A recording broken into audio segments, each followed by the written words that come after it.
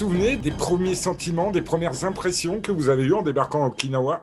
Okinawa, c'est l'accueil aussi de maître Oshiro Zenyei, bien connu en France, maître de Goju-Ryu, qui a, qui a été un soutien également en arrivant, qui m'a aidé à trouver ce qu'on appelle un minchuku, un petit hôtel, mais de très basse classe, parce qu'en fait, j'avais pas beaucoup d'argent, même pour un an. J'avais un visa d'un an d'étudiant, mais en fait, il fallait quelqu'un qui garantisse que je puisse rester pendant un an. L'impression qui me reste encore là, en mémoire très forte, c'est la rencontre avec maître Matayoshi du Kobudo, qui possédait un marché avec un grand immeuble.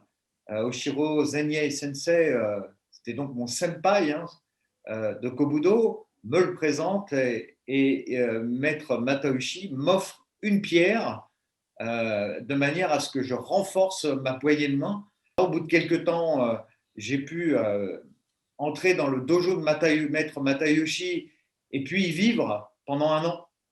Et alors là, j'avais vraiment l'impression, en entrant le dojo, d'un milieu de rigueur, d'austérité, mais aussi de bienveillance. C'est un petit peu toujours ça qui m'a attiré dans les dojos traditionnels.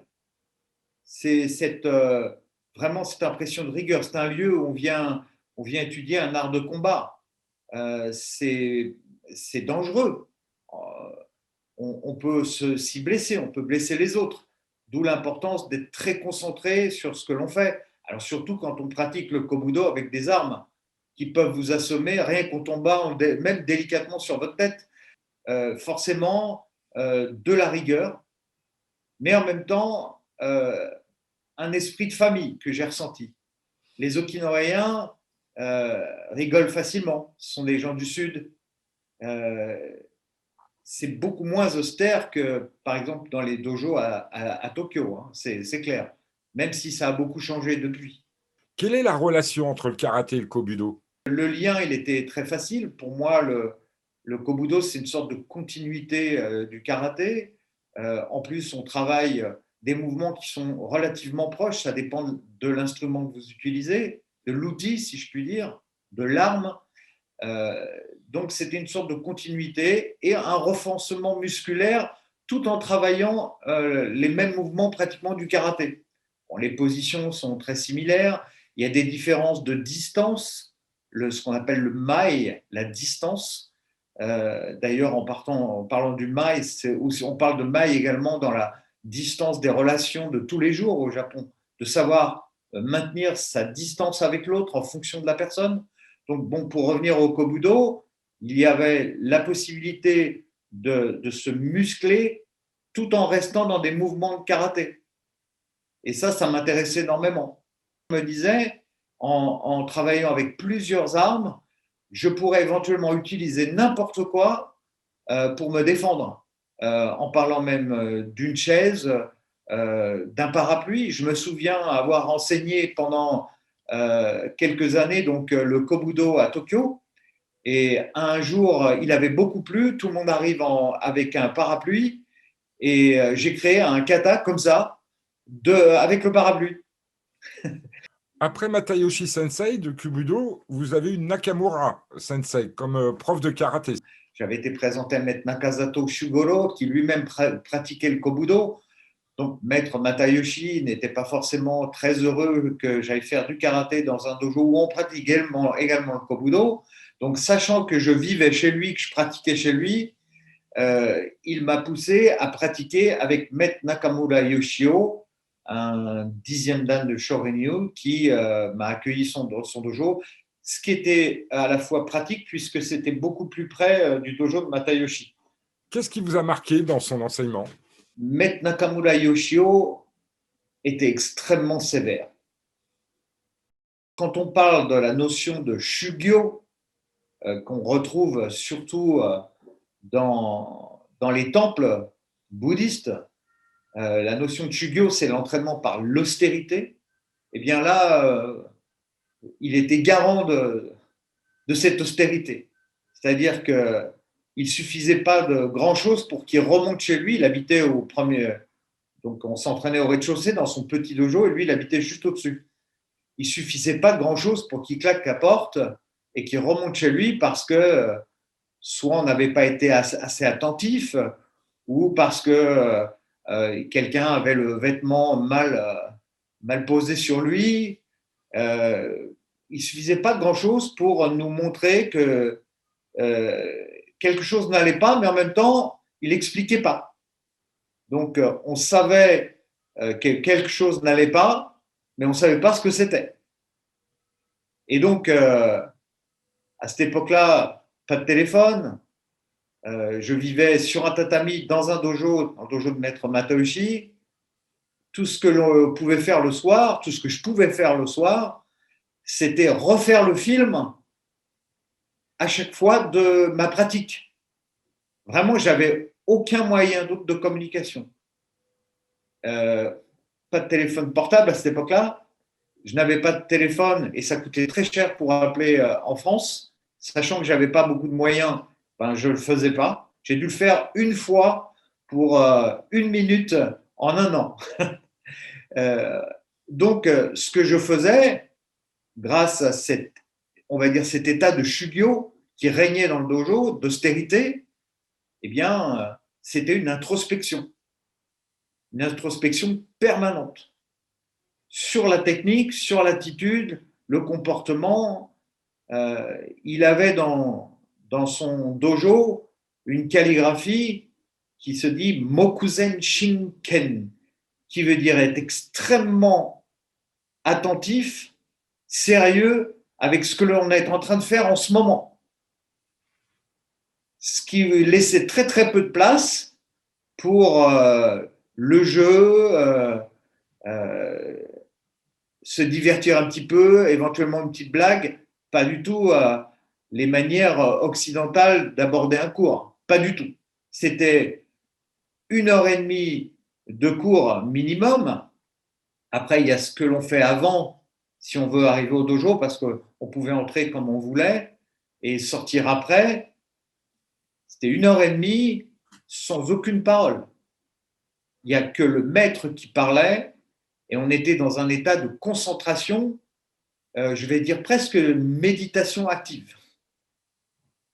Donc oui, cette notion là vraiment de totale rigueur, de shugyo, comme je vous ai dit, d'austérité, c'est clair. Et puis,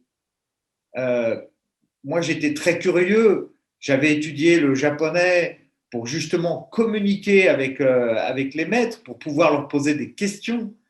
Quand j'ai appris que le mot questionner avait la même étymologie que le mot douter, forcément, il n'était pas question, justement de questionner le maître, mais malgré tout, ma curiosité m'a poussé quelquefois quand je ressentais qu'il était un peu plus chaleureux ce jour-là ou avant le cours, parce que je passais éventuellement pour prendre le thé avec lui. Et je voulais en savoir sur les bunkai. Et lorsque je lui posais des questions sur les bunkai, alors si c'était en cours, il tournait la tête carrément. C'est-à-dire qu'il m'ignorait. Et puis, dans d'autres cas, si je revenais, parce que j'ai quand même appris les 22 katas de l'école en un an, ce qui est assez important. Donc forcément, je me posais des questions plus sur la forme ou le rythme, mais sur ce qu'il y avait dedans. Eh bien, il me tournait la tête ou il me disait Lenshushi nasai, qui veut dire entraîne-toi, entraîne-toi. Et puis, au bout de 7 mois, alors que j'avais totalement oublié mon petit objectif de découvrir ce qui se passait dans les katas, il a commencé à s'ouvrir et à me donner des explications. Et je me souviens encore d'une explication d'un kata où on fait ce qu'on appelle Morotetsuki dans un kata de Basai. Et lui, il me donne une explication qui m'a laissé penser, voilà, je sais pourquoi je suis venu à Okinawa. En fait, dans ce travail à 2 mains qu'on appelle Morotetsuki de 2 coups de poing, il m'a dit la raison pour laquelle il y a les 2 mains comme ça, c'est qu'on saisit le chunmage, c'est-à-dire la queue de cheval des samouraïs, puis on attrape le menton comme ça, on ramène à soi ce qu'on appelle le ishikite, et puis on retourne la tête. Et là, je me suis dit, aïe, aïe, aïe, là, ça y est. Là, il vient de me dire quelque chose de très important. Lors de stage, ça m'est arrivé de divulguer cela. Je ne sais pas si c'est toujours une bonne chose, il faut faire bien attention. Comme disait mon maître de calligraphie, on donne de l'eau à une vache, elle produit du lait. On donne de l'eau à un serpent, il produit du poison. Et j'ai aussi compris qu'il y avait une partie qu'il fallait absolument cacher et que le maître attendait éventuellement de voir qui j'étais pour commencer à m'enseigner les techniques dites dangereuses du karaté. Et il y en a bien d'autres. Bon, maintenant, avec tous les combats que l'on voit en mixed martial art, etc., on voit des choses extrêmement dangereuses et très violentes. Mais à cette époque-là, j'avais vraiment ressenti que j'avais mis le doigt sur quelque chose de très important grâce à ce bunkai. Mais ça a pris 7 mois quand même, hein, avant qu'il commence à me donner des explications. Après, il y avait même des explications philosophiques. Il m'avait dit pour une garde qu'on appelle Hotoke-sama no Kamae, que l'on retrouve dans certains katas, le point qu'on travaille tous les jours, et on fait la promesse de jamais utiliser pour la violence. Des choses comme ça. Donc, j'étais venu pour découvrir ce qu'il y avait dans les katas, et là, ça commençait à me parler. Dans un kata qu'on appelle Kushanku, on était assis en train de regarder ses bonsaïs un après-midi tous les deux, et il m'explique le début d'un kata où on voit à travers le triangle ici qui représente soi-même tout l'univers, et on s'ouvre à l'univers, à la connaissance, et puis les deux mains se retrouvent ensemble, ça signifie Arigato gozaimashita, et puis hop, ça y est, on commence le kata.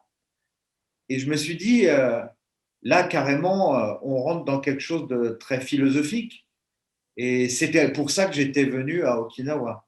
Quand vous étiez en France, avant de partir à Okinawa, est-ce que vous aviez cette approche dans le sens, est-ce que vous pensiez vous attendre à tout ce que vous avez découvert? Quand je suis parti à Okinawa, le seul moyen d'aller à l'information, d'abord, c'était de s'inscrire dans un dojo, d'être extrêmement patient, parce qu'on ne vous donne pas tout de suite.